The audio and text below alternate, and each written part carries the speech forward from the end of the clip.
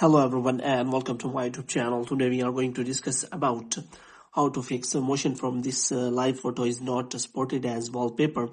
So if you want to turn it off, or if you want to fix that, so how you can fix that. So for this, what you have to do, you have simply watch this video completely. So without wasting any time, let's start the video.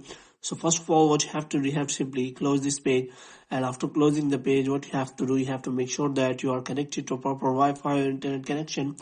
And after that, what you have to do, you have to simply go to settings, and here what you have to do, you have to simply make sure that you have installed the latest version of iOS.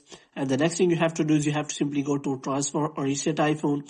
So here you have to simply reset all of your network settings, and after that you have to simply reset all settings, and you have to simply go back, and this time you have to simply go to wallpapers, and after that you have to open the wallpaper settings on your iPhone.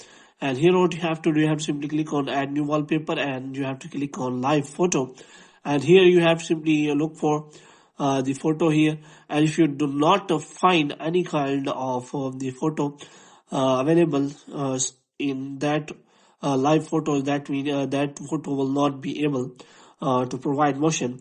But if you want to see the motion of that live photo, which means set that photo as live wallpaper, so how you can do that? For this, what you have to do, you have to simply open the photos again, and you have to open that photo, and here you have to simply click on that, and after that, as you can see, that photo is live. Now if you want to get the motion from it, you have to simply click on use as wallpaper, and you have to simply click on add, and that photo will be set as wallpaper PM.